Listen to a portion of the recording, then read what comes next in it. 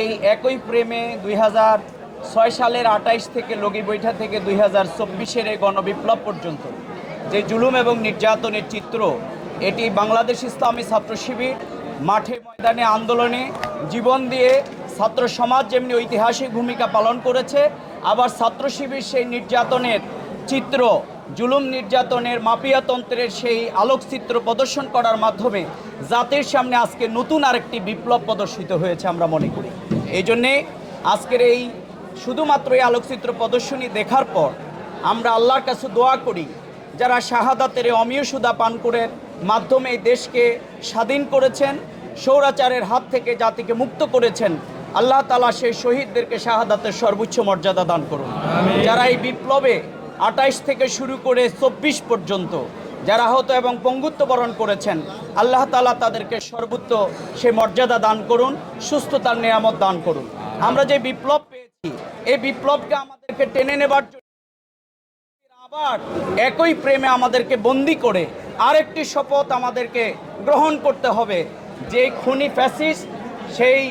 শেখ হাসিনা এই গোটা হত্যাকাণ্ডের নেতৃত্ব দিয়েছে, তাকে অবশ্যই বাংলার মাটিতে তার বিচার করতে হবে। এবং আজকের এই প্রদর্শনী যেগুলো আমরা দেয়ালে দেখেছি, আমরা রাষ্ট্রের কাছে দাবি করব, হিটলারের সেই বিপ্লব, চেঙ্গিস খানের সেই জুলুম নির্যাতন, হালাকু খানের নির্যাতন, এগুলো সে দেশের পাঠ্যপুস্তকে অন্তর্ভুক্ত হয়েছে। অনতিবিলম্বে এগুলোকে পাঠ্যপুস্তকে অন্তর্ভুক্ত করতে হবে। আসুন আমরা আগামী দিনের এই ছাত্র সমাজের আমাদের সাঈদ এবং মুগ্ধদের দেয়া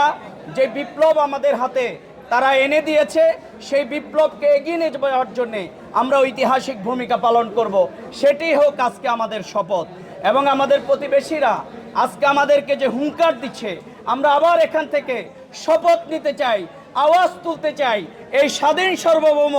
বাংলাদেশের দিকে যদি কেউ চোখ তুলে তাকায়, ছাত্র সমাজ সেটি বরদাস্ত করবে না। আগামী দিনে সেই বিপ্লবকে ত্বরান্বিত করবার জন্যে আবারও ছাত্র শিবির একই ফ্রেমে বন্দি করে আমাদেরকে যে শপথের আয়োজন করেছে, আগামী দিনের এই নির্যাতনের চিত্র ছাত্র সমাজ দেখে এই ইউটিউবের মাধ্যমে পত্রপত্রিকা